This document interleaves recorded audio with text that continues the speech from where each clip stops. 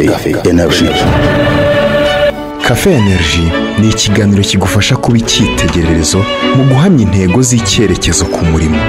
Cafe Energy yubakira ku mateka y'ababaye indashyikirwa mu bikorwa byabo.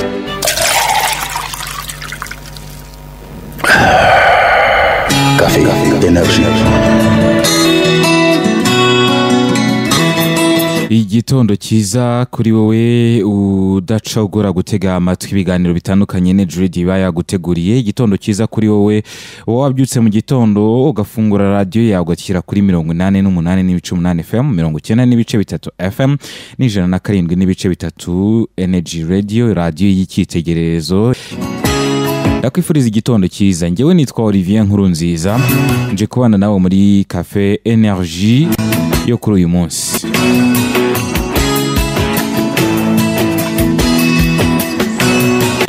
Kugira amahoro ni igihe umutima wawe cyangwa mu mutima wawe uba ufite ituze udahuzagurika. Iyo wamenye icyo ushaka uragihanira ukakirwanirira, ugashyirwa ukigezeho. Nubwo bigora cyangwa bikavuna, bigahangayikisha, bikabuza gusinzira, ariko nibura uvuga uti ndashaka iki kandi nzakigeraho. Kuko nshaka kubaho gutya, nshaka kuzabaho gutya mu gihe cyanjye cyazaza. Ni gutya mbyifuza, ukabishyira kuri plani yawe, ukabishyira imbere yawe mu buryo runaka. Ushobora no kubyandika ukavuga uti ngewe ndifuza kuzabaho gutya. Iyo wamenye icyo ushaka ushira ubwoba, ugashirika ubute, ugatinyuka gusobanura ibyiyumviro byawe, ibyo mu mutima wawe wifuza, ukabikorera ndetse ugaharanira kuzanabigeraho. Byose bisaba gushirika ubute no kwirinda gutekereza ibyo uwo uri kubwira ari bugutekerezeho cyangwa abandi ibyo bagutekerezaho, kuko bo ntabwo ari wowe. Niba ufite indoto kuri uyu munsi, niba ufite aho ushaka kugira, haguruka ubirwanirire ubigereho, maze uzabyishimire koko mu gihe uzaba wigezeho. Wikwitinya ngo utekereze ko ibyo wahoze utekereza ko uzageraho utazabigeraho kandi bishoboka.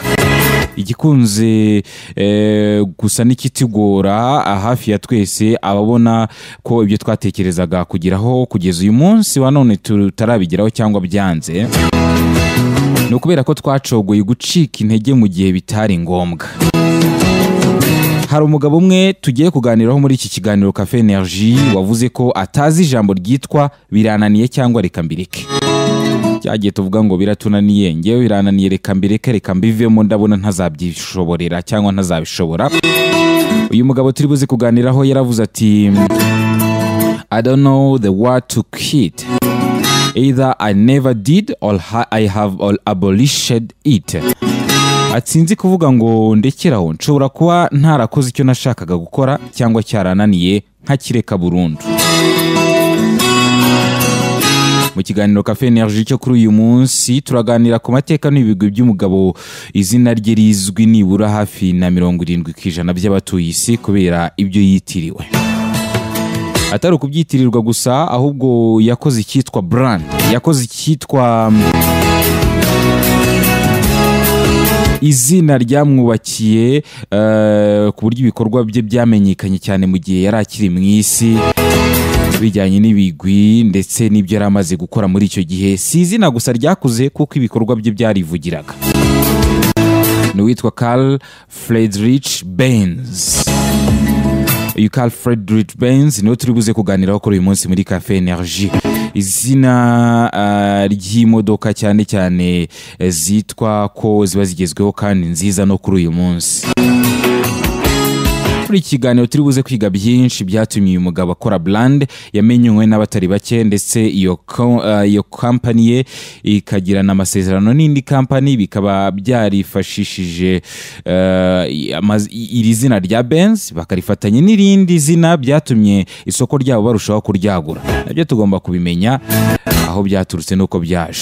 Aho ndimo kuvuga ku nkomoko y'imodoka zirimo nka Mercedes Benz, nubwo turi buze kumenya aho byaturutse muri iki kiganiro.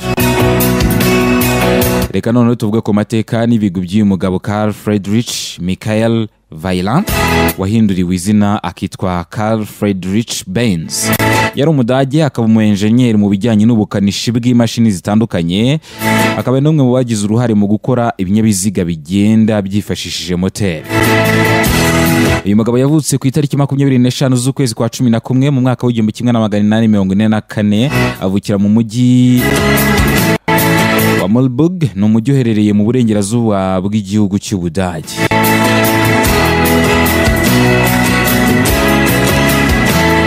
Uyu mugabo waje kwitwa Benz, mama we umubyara yari umushoferi wa gari ya moshi zakoreshwaga muri iyo myaka, isa akaba yari umukanishi w'ibinyabiziga.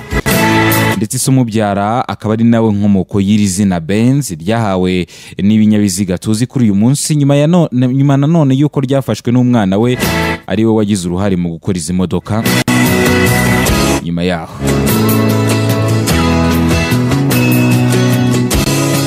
Karl Friedrich Michael Weiler akitwa Benz niwe tugiye kuganiraho kuri uyu munsi nk'uko nakomeje kubivugaho. Ubwo yari afite imyaka 2 yonyine y'amavuko yaje kugira ibyago byo kubura umubyeyi we, ese umubyara aho yitabye Imana azize umusonga wo mu bihaha. Ni indwara ya pneumonia ikunze gufata ibihaha bikazahara cyane, ubuzima bw'umuntu bukaba bwagera aharindimuka, bikaba byanaviramo umuntu urupfu. Umuntu wahuye n'iki kibazo mu gihe atitaweho neza ngo akurikiranwe umunota ku wundi. Nyuma yo kubura umubyeyi afite imyaka 2 yonyine, we nibwo yahise ahabwa izina Benz mu buryo bwo kujya yibuka isi umubyara bitari bigikunze ko akomeza kuba ari mwisi. Muri icyo gihe ubukene bwatangiye gushegesha umuryango, ariko nyina wa Benz yaharaniye ko yaha ubumenyi bw'ibanze buhagije umwana we kugera ageze mu bugimbi bwe. Nubwo byari bigoranye kubona igitunga umuryango no kubona amafaranga yo kwita ku muryango, birumvikana kandi no kujya kwe. Ubwo Benz yigaga amashuri abanza, yari umwana ufatwa nk'utekereza ibirenze ubushobozi bwe hagendewe ku myaka yari afite. Mateka y'uyu mugabo bavuga ko yari prodigious. Iri ni ijambo ritanga igisobanuro cy'umwana muto uri munsi y'imyaka 10 ariko utekereza ibisa naho byagombye gutekerezwa n'abafite imyaka iri hejuru y'iyo myaka 10. A prodigious person. Umwana uri munsi y'imyaka 10 ariko utekereza ibisa n'ibirenze ubushobozi bwe.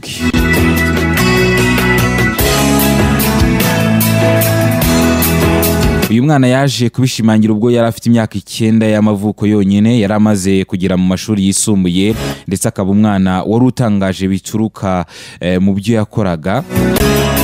Yari umwana ukunda gukubagana cyane, ariko ibyavuye muri uko gukubagana bigatangaza buri wese ubibonye.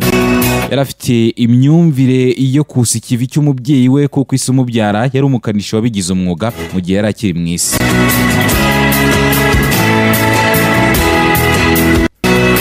Yakundaga kwibaza ku buryo ingufuri yisanzwe natwe tuzi ikorwa ikabasha gufunga ahantu runaka, ikaba itapfa gufungurwa na buri wese. Yahise atangira gusoma article zitandukanye zivuga ku cyitwa locksmithing.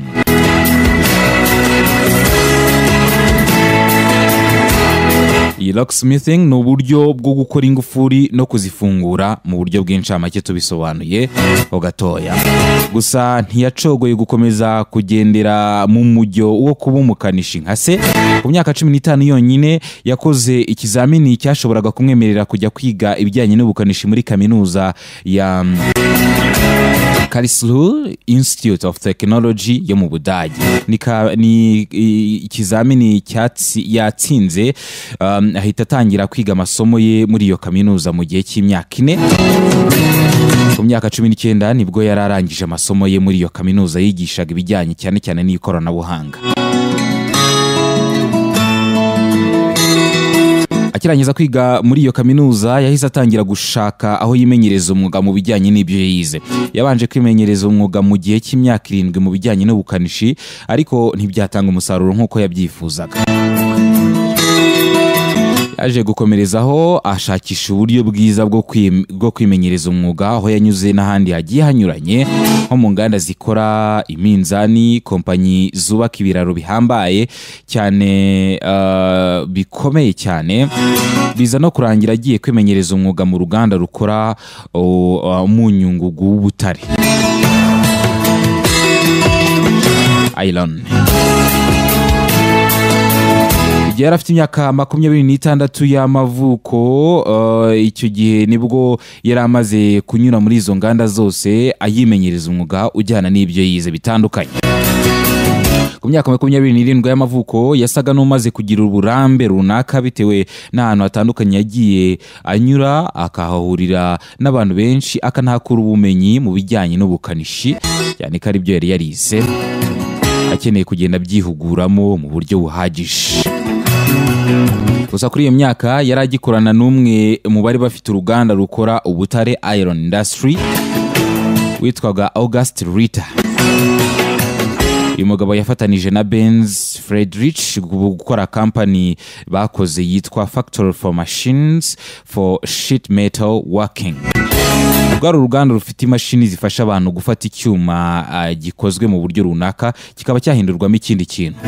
Urugero ni nk'uko ano mabati asanzwe tubona ari ku mazu yose tujye tubona ahabwa imigongo itandukanye bitewe n'uruganda uko rwifuje kuyakoramo. Rwari uruganda rukora ibisa n'ibijya kumera nk'ibyo ngibyo, bakaba bafata icyuma gikozwe mu buryo runaka bakagikorera transformation kikavamo ubundi bwoko bw'icyuma kiri muri forme runaka cyangwa kiri mu bundi buryo. Bagitangira gukorana barahombye bikabije, ibintu birazamba ndetse nabo ubwabo basa n'abashwanyi bashaka kugurisha ibikoresho bari bafite icyo gihe kugira ngo buri wese yisubize amafaranga ye. Ntabwo byakunze ko batangira bahirirwa n'ibyo bashakaga gukora muri icyo gihe. Gusa Benz Friedrich ntabwo yigeze acogora kuko bari bamaze igihe gito cyane bakora, nubwo byari bitarakunda neza. Umwaka umwe wonyine nibwo bari bamaze bakora ibyo ngibyo by'urwo ruganda bashinze. Byaje kurangira badakomeje gukorana, nuko icyo gihe wari umukunzi wa Benz witwaga Bertaringa yahise agura imigabane yose ya August Ritter kugira ngo iyo business ikomeze, kuko Benz we yari yaranze kurekura, akavuga ko umwaka umwe atari wo kuvuga ko ibintu byanze, kandi yizeraga ko ikintu yatangiye gukora agishyizeho umutima kidashobora kwanga. Niko yabyizeraga. Nyuma yo gufatanya muri business bahise banakora ubukwe, barabana, babyarana abana bageze kuri 5.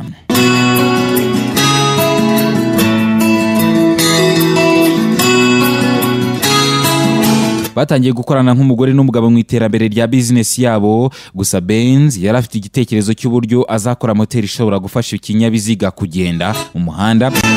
Nibyo koko yarabikoze, anabigeraho mu mwaka w'1879. Ibingibi tuvuze byari itangiriro gusa, yakomeje kugira byinshi ageraho ndetse no guharanira ko azagera ku birenze ibyo ngibyo bijyana no guhanga uburyo budasanzwe buzamugira udasanzwe nawe mu gukora ibikoresho by'ibinyabiziga. Gusa nubwo yakoraga ibyo byose yakomezaga gushaka abafatanyabikorwa, akabereka inyungu ziri mu byo yifuzaga gukora ndetse n'ubushobozi bukenewe kugira ngo bigerweho. Ntabwo ibyo ari byo byose, nubwo twavuze ko yakoraga ibyo byose yari abyishoboje mu bijyanye n'ubukungu cyangwa n'amafaranga yifashishaga kugira ngo abikoreho. Amaze kugera kuri ibyo byose nibwo noneho yatangiye gutekereza ku gukora imodoka ze ku giti cye, nubwo yagendaga ashaka abafatanyabikorwa ntibumvikane, cyane ko hari ababonaga nta nyungu bazakora muri ibyo ngibyo arimo kubabwira ashaka gukoraho. Gusa yakomeje gukora ibikoresho bitandukanye byifashishwa mu binyabiziga, ariko akomeza gutekereza kure, akomeza gutekereza uburyo noneho yazava ku gukora igikoresho gusa, ahubwo agakora n'imodoka ku giti cye zizaba zifite ibikoresho birimo n'ibyo yikoreye. Hari mu mwaka w'1885 ubwo uyu mugabo yakoraga bwa mbere imodoka, ikaba yari imodoka y'amapine 3 ikaba yari ifite amapine ameze nk'ay'igare ariko maremare cyane, gusa ikaba yarakoreshaga moteri muri icyo gihe, ndetse ifite aho uzayitwara azajya yifashisha ayobora n'ibindi byose by'ingenzi bikenerwa ku kinyabiziga nka feri, akiselerateri n'ibindi. Ntabwo Benz yigeze acogora kuko yakomeje gukora cyane kugeza ubwo yageraga ku kinyabiziga cy'amapine 4 mu mwaka w'1890, ubwo yari amaze kugira kampani yagutse, ifite abakozi bahagije, ifite ibikoresho nanone bihagije cyane ko yari amaze kugira ubushobozi. Yagiye akura mu tuntu duto yatangiye akora, turimo nko gutangirira ku bikoresho byifashishwa mu mamodoka n'ibindi, bikagenda bimuha ubushobozi, akagenda abyagura gahoro gahoro, bikaza kugeraho atangira gukora imodoka ze ku giti cye, ahera ku y'amapine 3 aza no kugera ku y'amapine 4. Ku giti cye avuga ko ari ibintu byari bigoranye cyane, byari ibintu bigoranye ku giti cye ku ruhande rumwe, kuko ngo abo yifuzaga ko bakorana kugira ngo bamutere inkunga, kugira ngo bafatanye, babanzaga kumubwira ko ibyo ngibyo atekereza bidashoboka, kuko ari ibintu babonaga birenze ubushobozi bw'uwo mugabo. Yashakaga kubumvisha uburyo bwose azabikora, abikuye mu bumenyi yakuye mu mashuri, abikuye mu kudacogora ko yakomeje kugira, abikuye mu gukomeza guharanira ko icyo ashaka kugira hazakigeraho, biturutse mu byo yatekerezaga guhera mu bwana bwe, guhera ku myaka ye mike cyane, ubwo yari amaze kubura umubyeyi w'umubyara, amubura nawe yari umukanishi, aravuga ati nanjye noneho nzakora nk'ibyo umubyeyi wanjye yakoraga. Akomeza kubiharanira kugeza kuri iyo myaka, ubwo yari amaze gukora ibinyabiziga bye ku giti cye.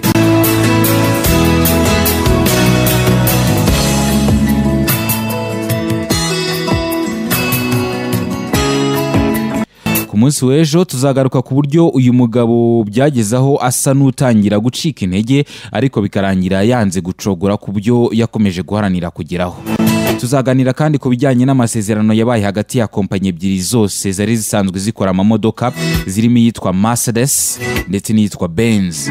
Ubwayo nyuma yaho nibwo zihuje, kuko mbere ntabwo zari ikintu kimwe nk'uko kuri uyu munsi tuzi Mercedes Benz. Hari umwaka zihurijemo ziza gufatanya kugira ngo bakore ibyinshi kandi byiza byabafashije kwiteza imbere. Nibyo tuzakomerezaho ku munsi w'ejo. Niki uyu mugabo twamwigiraho cyatumye mu bibazo yakomeje guhura nabyo, ubwo yari afite abafatanyabikorwa bakamutenguha, ariko we akanga kurekura. Benz yizeraga ko umurimo mwiza kandi unoze atari umurimo ushobora guhita wumvikana kuri buri wese ku bijyanye n'agaciro kawo kuri buri wese. Gusa ku bantu bize ndetse bakomeje kwigisha aho bari hose, bakomeza kunguka ubumenyi bwinshi buturuka muri uko guhozaho kuzira gucogora. Ibyo nibyo yizeraga. Yaravugaga ati a classical work doesn't ever have to be understood entirely by those who are educated and who are still educating themselves must desire to learn more and more from it. Nibyo yizeraga. Wowe se wigeze ubaho wizera ko ibyo uri kunyuramo byose ari isomo, kandi ko rizakomeza kukungura byinshi, bizanakomeza kugufasha mu buzima bwawe bwa buri munsi? Ntugacibwe intege nabo bwira ako mwafatanya gukora ikintu runaka, ukabona ntabwo barimo kubyumva kandi ari ikintu cy'ingirakamaro, ukabona birimo kugorana kugira ngo babyumve. Niba gutenguha ntuzabe nkabo, ahubwo uzakore cyane ku buryo uzabereka umusaruro unaruta uwo wari kugeraho mu gihe mwari gukorana. Ibuka umuntu wakwimye ideni ry'ingoboka, ibuka wa muntu wasabye amafaranga ukeneye gukora ikintu akakwima amafaranga kandi ayafite, kandi yitwa ko ari inshuti yawe. Hita umwibuka. Ariko we kuri uyu munsi ashobora no kuba agusaba ubufasha butandukanye, akaza akakwereka ko ukeneye kumufasha, atitaye ko we atigeze abiharanira mu gihe yari abifitiye ubushobozi. Ubungubu niba waragize amahirwe ukaba ufite nk'ikinyabiziga ukamwima lift, yabifata nabi cyane, yagenda avuga ko wirata kandi byose ari iby'isi. Yavuga ati uriya muntu arirata kandi yanga kumpa ibiri mu bushobozi bwe, we ntiyibuke ibyo yanze kuguha. hari benshi duhura nabo mu buzima ugasanga ntashaka kugufasha, ntashaka ko agufasha mu iterambere ryawe. Wazamara kugira ibyiza ugiraho akaba ari bwakugarukira akakubwira ati se muvandi wamfashije muri ibi ngibi, ati nawe n'ikibazo gikomeye, aturumva nanjye bayimfashije nkakemura iki kibazo rwose, nyagasani yazaguha umugisha kandi nkazakwishyura bidatinze. Akirengagiza ibyo wamwifuzagaho nawe abifitiye ubushobozi mu gihe cyahise. Gusa nanone si kakebo kagiye wamugarura, ugomba kwerekana itandukaniro kandi ibyo iby'abandi batagufashije kugira ngo utere imbere wagombye kubirwanya ugafasha ukeneye ubufasha ufitiye ubushobozi.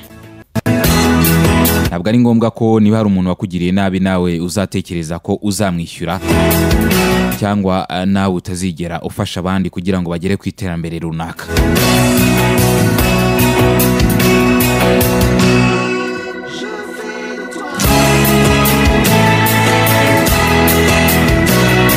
Ku munsi w'ejo tuzamenya byinshi bijyana n'uyu mugabo twakomeje kuganiraho kuri uyu munsi mu kiganiro Cafe Energy. Hari byinshi dushobora kumwungukiraho, hari byatumye agera kuri byinshi yagezeho mu buzima bwe byamuhaye brand na n'uyu munsi kiriho nubwo yaje kwitaba Imana. Ibyo byose tuzabimenya ku munsi w'ejo ubwo tuzaba tukiganira ku mateka y'uyu mugabo witwa Carl Friedrich Benz, usanzwe yitwaga Carl Friedrich Michael Weiland.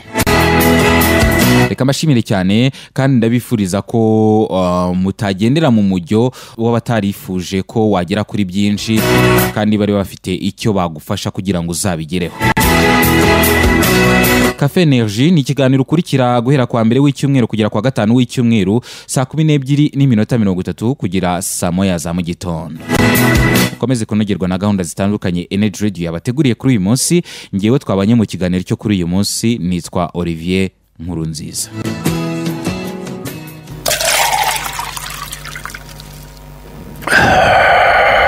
Cafe Energy. Ikiganiro Cafe Energy ni ingaruka munsi kuva kuwa mbere kugera kuwa gatanu guhera saa 12:30 kugeza saa 1 za mu gitondo. Ni kuri Energy FM 88.8 radio y'icyitegererezo.